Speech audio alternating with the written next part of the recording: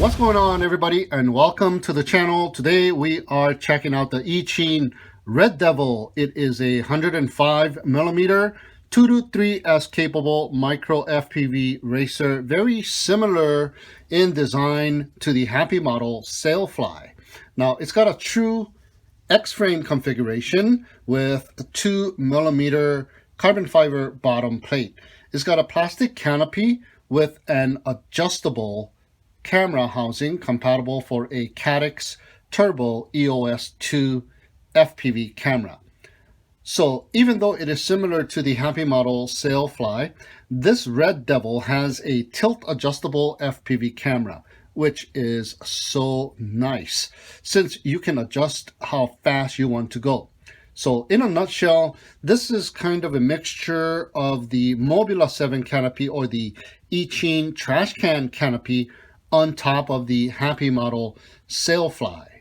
Now the Sailfly has a fixed angle on the FPV camera, and it is a pretty high up tilt, so you cannot help but to go fast on this thing. I mean, you can slow it down, but you will get more sky than ground in your FPV feed. So having this tilt adjustable FPV camera lets you choose the desired angle to fit your flying needs a little better. Now the price is really nice too. It comes in at $99 versus the $88 for the Happy model Sailfly. So for just $11 more, you get the Caddx FPV camera with a separate VTX instead of the all-in-one camera VTX combo that the Sailfly comes with. Now it also comes with one battery, so the price is just right. And to compare it with the full speed Toothpick, which is in the same category, the 2 to 3S Toothpick class of micros, but the Toothpick comes in at a price of $120. Although it has separate components, it doesn't come with a battery or extra props like the Eachine RedDevil. So the price is really nice, and one of the main reasons for that is because of the flight controller. Now the flight controller is the Crazy Bee F4 Pro flight controller. It is an all-in-one flight controller with built-in SPI receiver. Mine came with the FrSky receiver.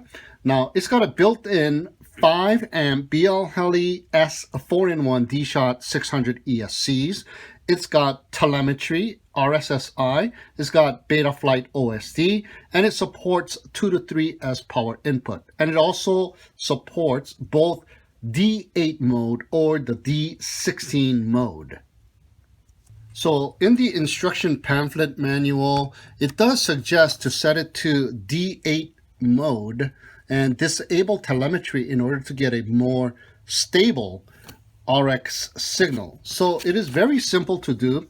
In Betaflight, in the configuration tab where it says SPI receiver provider, instead of the FrSky X, which is the D16 mode, choose the FrSky D, which is the FrSky D8 mode. So the RedDevil comes with a separate VTX and FPV camera, which is really nice. As you can see, there's a little foam piece separating the VTX from the flight controller board. Now the VTX is a 40 channel 25 to 200 milliwatt switchable VTX. Now it comes with a dipole whip antenna, but it does have a fairly large UFL connector, which has a better secure connection than those tiny UFL connectors. So that is really nice as well.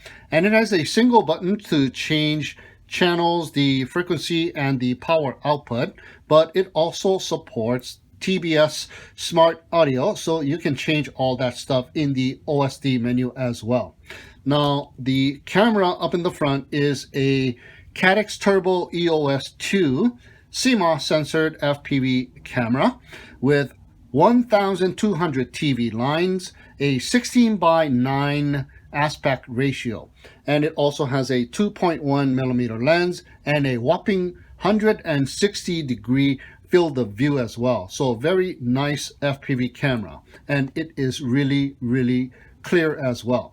So the main thing is that the camera angle can be adjusted to your liking on this quadcopter than the Happy model Sailfly. So the motors are the Eachine branded motors on this quadcopter, and they are the 1102 8700 kV motors, and they do have the 1.5mm diameter shaft, and the props that are provided are the double bladed props, and they are the 65mm size, and they do provide you with 2 extra sets of props in the bag of goodies, as well as the props that come with the quadcopter. Now the battery that they provide you with is a Eachine branded battery as well, and it is the 300 milliamp 3S high voltage 4.35 volt battery, and at least one battery is provided for you. So other notables on this quadcopter are the XT30 connector, and they also have a 16 volt 100 microfarad capacitor shrink wrapped onto the XT30 connector, which is really nice. And they provide you with 2 zip ties, in which I have used one of the zip ties to hold down the battery cable on one of the arms, and I'm using the other one to hold down the receiver antenna on the other arm. Now the micro USB port is not on the top, it is on the bottom, so you will have to connect your micro USB to USB cable to configure your quadcopter or the flight controller in Betaflight, and also you will need to hold the quadcopter in mid-air level as you can to calibrate the accelerometer. Now the Happy model Sailfly, on the other hand, came with the flight controller the opposite way, flipped over, so the micro USB port is on the top, which is really nice. So you can place your quadcopter on the table and connect your micro USB to USB to calibrate the accelerometer and to configure your quadcopter in Betaflight. They do have the same identical flight controller, by the way. All right, so taking a look at the instruction pamphlet, and Eachine always does a fantastic job on these instruction pamphlet. They go on to show you everything you need to know about how to go about binding it and how to go about setting it up in Betaflight, and all you need to know about the VTX and stuff like that. And what is really nice of them is to give you a diagram of the flight control board. So taking a look at this particular side of the flight controller board with the micro USB on the bottom there, you see that there's a little white button right on the right and another white button on the left. Now the white button on the right is the bind button, and the white button on the left is the boot button. So let's go take a look at the quadcopter on the bottom. So there's the micro USB on the bottom exposed, and they do have a double-sided sticky tape so that you can slide the battery in and out without interfering anything like the wiring harness. And the battery bay is made from a 3D printed TPU plastic ring, and it works really well holding the battery in place. So what you want to do is lift up the double-sided tape a little bit to expose a little bit of the flight control board, and the bottom plate has a little cutout just for this purpose. There's 2 little cutouts, and there you see that there's the white button on the right and there's the white button on the left. So the white button on the right is the bind button, and the white button on the left is the boot button. So you can either power up the quadcopter via the micro USB, or you can power up the quadcopter via the XT30. All right, so let's go ahead and power up the quadcopter. Now I'm going to power up the quadcopter before I power up the transmitter, because I'm already bound and I want to put the flight controller in a binding mode here. So powering up the quadcopter via the battery. And as you can see, the LEDs are blinking, and in the front we got clear LEDs, and in the rear we got red LEDs blinking away. So at this time you want to expose that bind button, and just go ahead and use a tool to press it down, and the LEDs will stop flashing, and they are solid at the moment. So it is in the binding mode. Now I'm going to go ahead and turn on my transmitter. And I have it in my D8 model already, so I'm going to go over to the model setup, and I'm going to scroll up instead so I can hit the bind key quicker. So now I'm going to go ahead and hit enter. And as you can see, the LEDs are blinking on the quadcopter. That means binding is successful. So at this time, you want to unplug the quadcopter power supply, get out of the binding process on the transmitter, and power it back up. And now the LEDs should be solid, meaning you are now successfully bound to the quadcopter with your transmitter. All right, here we go with the test flight of the Eachine RedDevil. I got the battery that was supplied with the quadcopter ready to go, so let's go ahead and power it up. I got my Taranis X9D Plus here today, and I got it set to the D8 mode. And let's power this up. You can kind of faintly hear the ESCs calibrating there. Alright, so let's check it out.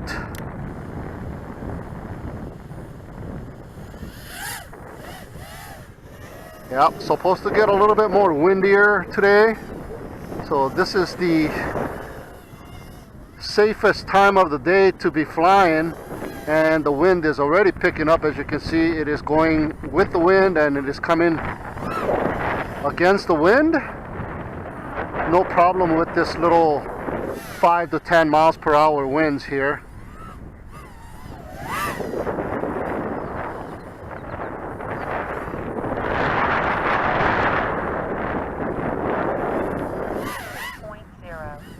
Yeah, it can fight this wind, no problem. All right, let's do a little punch out test. That is the full punch out there. Yeah, it's got lots of power. Woo! Yeah, the wind is playing a role here. Okay, one more punch out.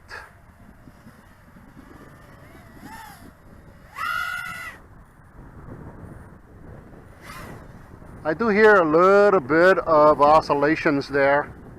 Maybe it's got something to do with the wind that we're having as well.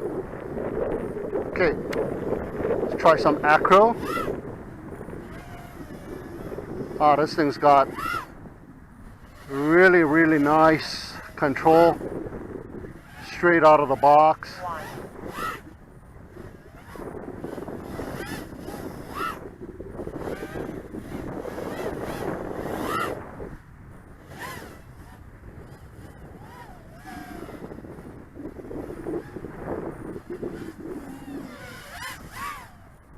Oh yeah, lots of power.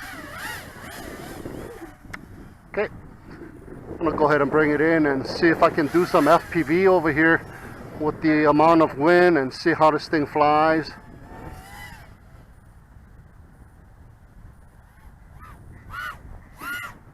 Look at that, you can make some grounds real quick. Okay, so let's go ahead and bring it in. There we go. 7, 6, 5. All right, here we go with the first FPV flight test. Let's go ahead and check it out.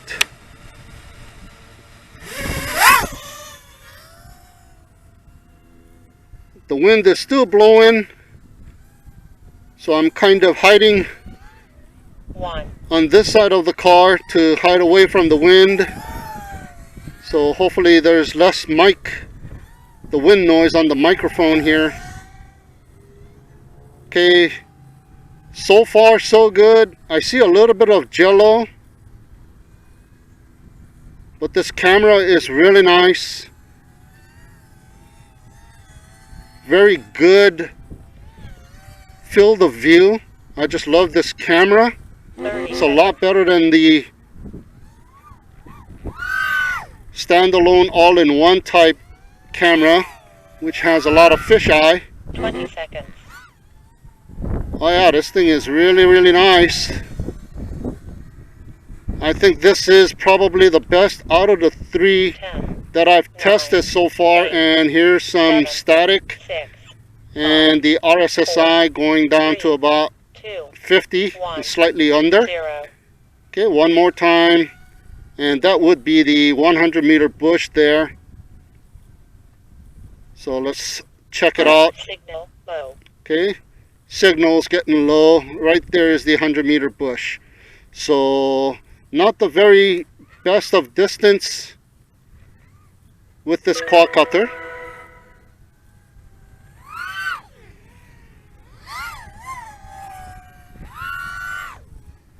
But you do have lots of power with this thing.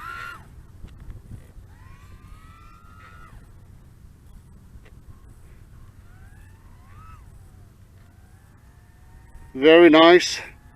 The wind kind of died down a little bit, so giving me a little break here.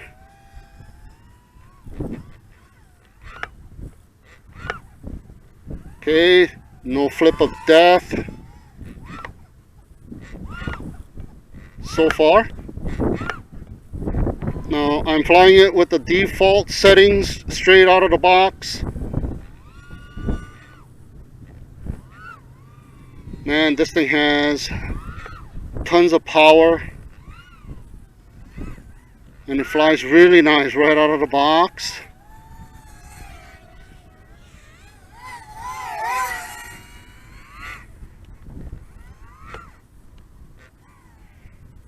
Oh yeah, it is one of the nicest ones, I think, out of the 3 Toothpick style or Toothpick class micros that I've tested. So I would pick this one over the Happy Model Sailfly, man, but that thing just flies like a dream too. But you aren't able to adjust the camera angle, so you are constantly flying fast and just trying to slow down. Whereas this one, you are able to signal low. Ooh, low signal there. Whereas this one, you are able to adjust the tilt angle. So I like my tilt angle slightly lower than what the Sailfly came with, and I think it's a lot nicer because of the price too, at $99 versus the full speed Toothpick, which costs a lot more.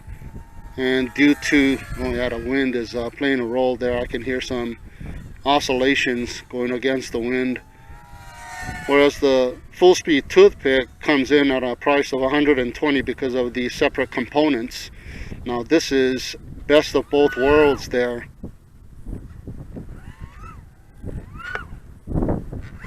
Woohoo! Got a slight blackout right there.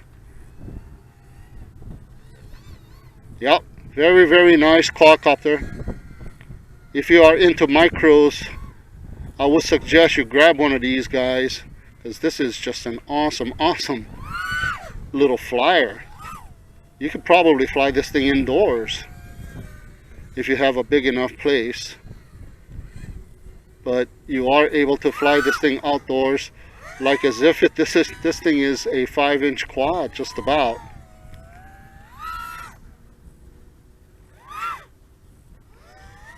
Very nice, very, very nice. Alright, so I'm going to go ahead and bring it in. We're getting about, oh good, almost 5 minutes of flight time with this thing. So the flight time is excellent as well. Alright, there you go guys, my review and test flight of the Eachine RedDevil. Thank you so much for tuning in and watching. Have a great day, and we'll see you again next time.